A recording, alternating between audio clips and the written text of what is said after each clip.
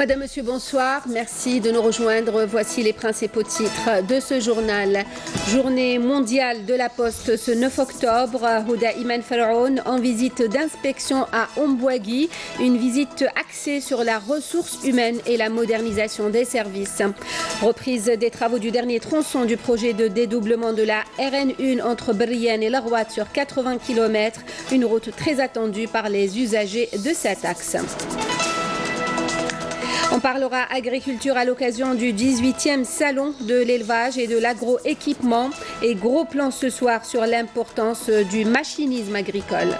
Sahara occidental, Minurso, réunion aujourd'hui des pays contributeurs. Une réunion au Conseil de sécurité de l'ONU à New York.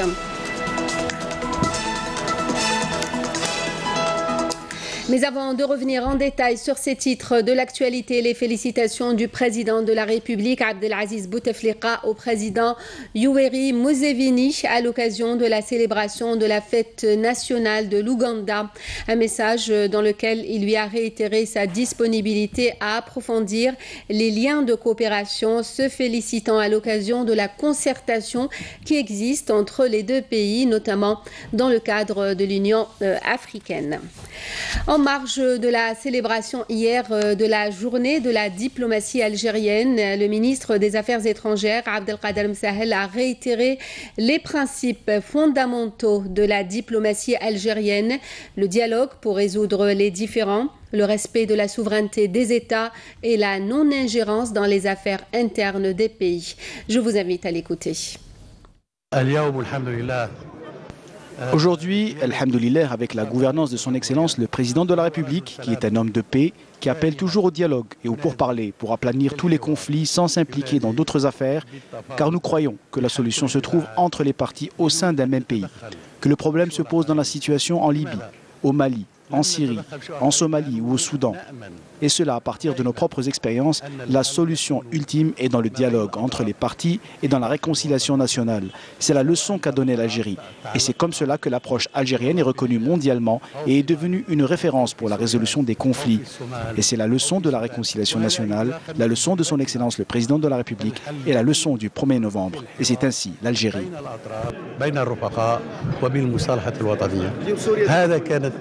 أعطته الجزائر واليوم أصبحت المقاربة الجزائرية معترف بها دوليا يعني وأصبحت مرجع في حل النزاعات. هذا ما نطالبه، هذا ما نريد إليه، هذه رسالة المصالحة الوطنية، هذه رسالة فخامة الرئيس، هذه رسالة أول نوفمبر، هذه هي الجزائر. Les assemblées annuelles du FMI et de la Banque mondiale se tiendront à partir de demain et jusqu'au 14 octobre à Bali, en Indonésie, en présence du ministre des Finances, Abdelrahman Raouia.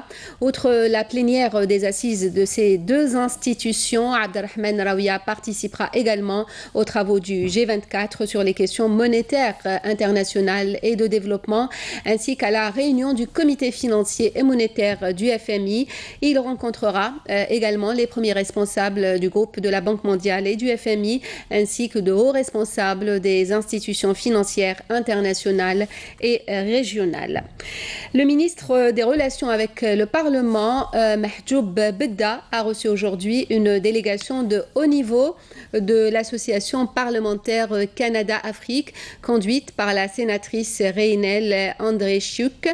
Mahjoub Bedda a salué notamment le rôle de la diplomatie parlementaire dans le renforcement des relations d'amitié bilatérales. Algérie Post a recruté cette année 2018 plus de 2800 personnes, a déclaré la ministre des Postes et des Télécommunications, des Technologies et du Numérique depuis Ombouagui. Ombouagui, au Houda Iman Faraoun, était en visite d'inspection, une visite axée sur la modernisation des services en cette journée mondiale de la Poste. Ibtissam Bjaoui, Nakhla Larbi. Finalisation de la procédure de régularisation des 5000 travailleurs d'Algérie Post, jusque-là détenteurs de contrats à durée déterminée. L'annonce a été faite aujourd'hui par la ministre des Postes et des Télécommunications, des Technologies et du Numérique à partir de Moulbouari. En 2018, Algérie Post a recruté 2811 travailleurs. Les défis étaient de stabiliser avec des contrats à durée indéterminée plus de 5500 employés et en effet, 4540 ont été régularisés. 927 ont été titularisés aujourd'hui. Ils recevront leurs décisions au niveau des directions de wilaya dans les prochaines semaines. Houda Ferroun a d'autre part lancé la fibre optique à haut débit à partir de Ain el-Baïda, ce qui va permettre de répondre à la demande actuelle et future des populations, notamment au niveau des régions isolées. Dans certaines régions montagneuses, le réseau existant sera renforcé par la 4G LTE, ce qui va permettre d'atteindre un débit de 2 MB dans chaque bureau de poste.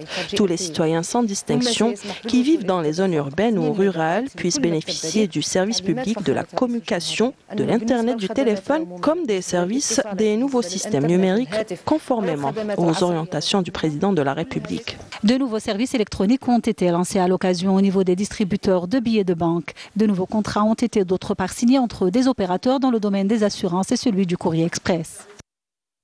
Le dernier tronçon du projet de dédoublement et de modernisation de la route nationale numéro 1 reliant Berrien à Al-Rouat devrait bientôt être livré. Un tronçon sur 80 km très attendu par les automobilistes et les transporteurs de marchandises. Hasna Zobiri. Sur une distance de 80 km, les travaux de dédoublement de la route nationale numéro 1 avancent à grands pas. Un projet qui a enregistré beaucoup de retard en raison des accès difficiles entre Berrien et Al-Rouat. La route s'est beaucoup améliorée. Il y a quelques déviations, mais rien à voir avec la route d'avant. C'est un bon projet. On a hâte qu'il soit terminé. Je souhaite que les travaux se terminent dans les plus brefs délais. Le dernier tronçon de la route numéro 1 devra bientôt être livré. Nous avons modernisé à 90% cette route nationale. Les travaux n'étaient pas faciles car cela a nécessité de grands efforts des entreprises en charge du projet pour tracer la nouvelle voie en raison des accès difficiles. Le tracé de la route nationale numéro 1 s'inscrit dans la stratégie de réalisation d'une voie express reliant Alger à la ville de Mnéa. Sur une distance de 80 km, nous avons réceptionné jusqu'à présent entre 70 à 75 km. Les travaux de dédoublement permettront ainsi d'éliminer l'ensemble des virages dangereux et les points noirs à l'origine d'accidents de circulation existant sur le tracé de la route nationale numéro 1. Un nouveau plan d'aménagement urbain pour Ilizi. Des rencontres périodiques ont lieu en ce moment pour finaliser les projets qui vont embellir la ville et améliorer le quotidien des habitants. Naïma Haouch. Donner un nouveau visage urbain aux différents quartiers de la wilaya est le challenge que s'est fixé les autorités compétentes. La cité 20 août 55 est le premier site touché par cette opération Peau Neuve. Grâce au nouveau plan d'aménagement, nous essayons de donner un nouveau visage qui convient à Ilizi en prenant d'abord en considération son patrimoine, son histoire et la beauté naturelle de la ville. À travers notre expérience dans l'aménagement des ronds-points, nous pensons à les faire avec du cuivre, c'est plus durable. Cet aménagement touchera l'ensemble des quartiers de la wilaya d'Ilizi, vieux ou récents, même les zones les plus reculées.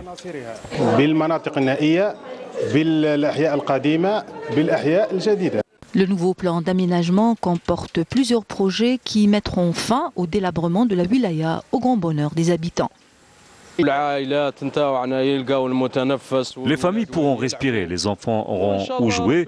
J'espère que l'opération sera généralisée à toutes les communes de la wilaya.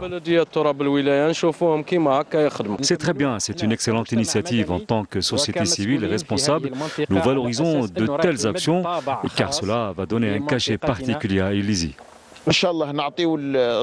Nous allons donner une image globale de la commune d'Ilizi pour qu'elle soit la meilleure des communes.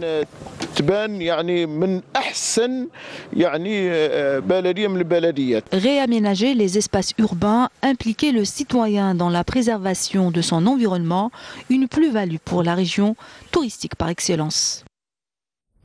Le 18e salon de l'élevage et de l'agroéquipement se tient en ce moment au Palais des Expositions, au Pas Maritime. L'occasion de faire le point ce soir sur l'importance du machinisme agricole. Les grandes performances et les rendements importants passent inévitablement par la modernisation et la mécanisation de l'agriculture, estiment les spécialistes. Cela pourrait être aussi une solution. On manque de main-d'œuvre dont se plaignent souvent les investisseurs dans ce domaine. Le reportage de Abdelmajid Benkassi. Les progrès enregistrés par l'agriculture algérienne ces dernières années devraient être accompagnés par plus d'efforts en matière de modernisation et de mécanisation du secteur. D'autant plus que beaucoup de filières souffrent du manque de main-d'œuvre. Ce secteur stratégique absorbe tout de même près de 25% de la population active pour 41 millions d'hectares de terres agricoles. La modernisation est un passage obligé. La modernisation, on n'a pas le choix. On est obligé de moderniser les choses. Il y a une mécanisation de l'agriculture. C'est un passage oblige pour se mettre à niveau, au niveau mondial. Nous, on fait ce travail-là. On fait ce travail-là de par la production, de par le choix de certaines semences agricoles, certaines semences hybrides. Nous avons aussi une pépinière où nous nous efforçons d'utiliser les dernières techniques. Suivre les derniers progrès mondiaux et mettre en place les dernières innovations et techniques, c'est seulement comme cela que le secteur agricole peut avancer. La conjoncture économique mondiale n'offre pas plusieurs choix. La conjoncture économique actuelle ne nous donne aucun choix. Il faut vraiment travailler dans ce secteur-là. C'est un secteur qui a besoin bien sûr de coups de pouce à droite, à gauche. Il faut que les choses arrivent à changer. Il faut que les choses arrivent à changer. Et l'avenir appartient à la modernisation au moment où ailleurs on parle d'agriculture intelligente. Tout ce qui concerne... L'avenir, c'est la modernisation aussi. L'avenir, c'est la modernisation et il est entre nos mains. Le mot est lâché par ce jeune manager et l'avenir est entre nos mains pour ce secteur stratégique. Lutte antiterroriste. Un terroriste s'est rendu hier aux autorités militaires à Tamanrasset dans la 6e région militaire. C'est ce qu'annonce aujourd'hui le ministère de la Défense nationale. Il s'agit du dénommé Sioud Moussa, dit Abou Ali, qui avait rallié les groupes terroristes en 2013. Il était en possession d'un pistolet mitrailleur de type Kalachnikov et d'un chargeur garni de munitions. D'autre part, un détachement combiné de l'ANP a arrêté à Tlemcen 4 narcotrafiquants en possession de 41 kg de kif traité, tandis que d'autres détachements ont appréhendé à Ghardaya cette fois-ci 3 narcotrafiquants et saisi 3 kg et demi de kif traité. Par ailleurs, des gardes-côtes et des éléments de la gendarmerie ont déjoué des tentatives d'émigration clandestine de 34 personnes qui se trouvaient à bord d'embarcations de construction artisanale, précise le MDN. Le Conseil de sécurité de l'ONU se réunit ce mardi, réunion consacrée aux pays contributeurs de troupes à la MINURSO, la mission des Nations Unies pour l'organisation d'un référendum d'autodétermination au Sahara occidental. La réunion se tient au moment où l'organe onusien s'apprête à proroger le mandat de cette mission le 29 octobre. Naïma Chekchek. Durant cette réunion, Colin Stewart, le chef de la MINURSO, doit informer le Conseil de sécurité de l'ONU des activités de la MINURSO. La MINURSO, mission des Nations Unies pour l'organisation d'un référendum d'autodétermination au Sahara occidental, qui siège dans la ville de Laayoune et qui compte un effectif de 467 fonctionnaires, dont 245 militaires, comprenant les contingents, les experts en mission et enfin les officiers d'état-major.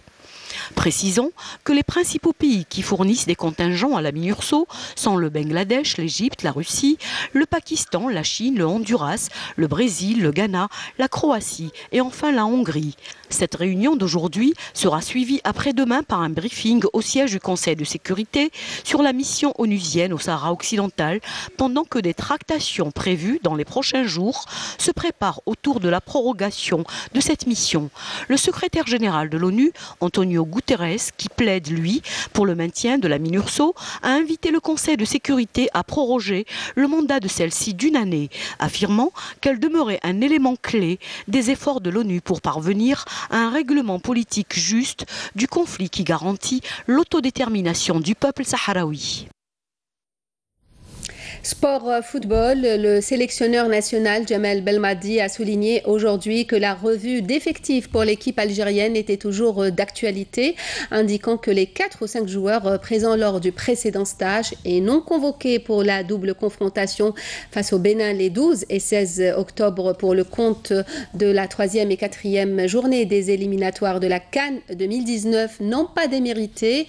Je suis encore dans une idée de revue d'effectifs, gagner les matchs est la priorité. Je prépare l'avenir et l'avenir proche, a répondu Belmadi lors de sa conférence de presse aujourd'hui à Sidi Moussa. Je vous invite à l'écouter. J'ai une séance aujourd'hui, j'ai une séance demain, une demi-séance aujourd'hui parce qu'il y a un demi-effectif qui peut s'entraîner, une séance demain. Ça, c'est la réalité. Voilà, ma réalité, elle est là. Donc, gagner le plus de temps possible sur, déjà, aller à trouver le bon groupe de joueurs, ne pas se tromper. C'est déjà une première étape, la bonne liste. Faire en sorte de mettre le meilleur 11, le plus performant. Ça aussi, il ne faut pas se tromper. De faire en sorte d'avoir le meilleur système de jeu. Il ne faut pas se tromper aussi. Ensuite, une identité de jeu. Elle s'acquiert comment? Allez, je suis à combien? 4-5 séances d'entraînement entre le premier stage et le deuxième stage? Non, ça serait mentir à tout le monde. Et j'insulterais tous les connaisseurs du football de dire que moi, j'ai une baguette magique et je vais faire ça. Moi, en 4-5 séances d'entraînement, on est capable après d'affronter les meilleurs quand on revient de loin, d'assez loin, on va dire. Donc, un petit peu de temps pour aller affronter les meilleurs, mais en même temps, je bagarre. Et par rapport à tout ce que je viens de vous dire, je bagarre pour être prêt le plus tôt possible. Bon. Et on termine ce journal par cette invitation au voyage. En ce début de la saison touristique au sud, nous allons du côté de Béchar avec des régions comme Bni Abbas et Tarit. La wilaya est sans conteste l'une des destinations les plus cotées du tourisme saharien. Aujourd'hui, les choses se développent aussi côté infrastructure d'accueil, comme nous allons le voir avec Amel Messaïd. Tarit, ou les crins de verdure dans un désert aride, aux dunes dorées et aux oasis luxuriantes, drainant des touristes avides d'évasion et de dépaysement. Bni Abbas, un pôle touristique considéré comme la porte du Grand Erg occidental, une nature racontant l'authenticité d'une région et d'une tradition. Il s'agit là de destinations touristiques qui feront l'objet, avec d'autres, de campagnes de promotion dans le site officiel du ministère du Tourisme. Ce portail électronique est ouvert à tous ceux qui veulent visiter notre pays, qu'ils soient algériens ou étrangers. Cela leur permettra de découvrir les potentiels touristiques de l'Algérie. Avec l'ouverture de la saison du tourisme saharien, la région connaît une augmentation graduelle chaque année des touristes nationaux et internationaux, ce qui a poussé les autorités locales à encourager l'investissement dans les infrastructures d'accueil, comme cet hôtel privé d'une capacité de 150 lits, construit selon les normes internationales. Nous avons construit cet hôtel avec nos propres moyens. Nous avons eu l'idée de faire ce projet car il y a très peu d'infrastructures touristiques ici à Béchar, alors que c'est une région touristique par excellence. Il y a une opération de modernisation et réhabilitation des infrastructures hôtelières publiques dans la région. Il s'agit de l'hôtel Rim à Bni Abbas, où les travaux ont atteint un taux d'avancement de 90% et qui sera bientôt rouvert. Nous avons également procédé à la réhabilitation de l'hôtel Al-Sawra à Tarit. Il y aura une autre opération incessamment au niveau de l'hôtel Antar à Béchar. La wilaya de Béchar recèle un potentiel touristique énorme de par sa nature et l'hospitalité de ses habitants. Alors, si vous avez envie de vous ressourcer dans un endroit calme et plein de charme et déguster des spécialités de la région, vous savez maintenant où aller. Voilà, ce journal se termine avec une invitation au voyage, le rappel des principaux titres. Journée mondiale de la Poste ce 9 octobre. Houda Iman Faraoun en visite d'inspection à Ombouagui, une visite axée sur la ressource humaine et la modernisation des services.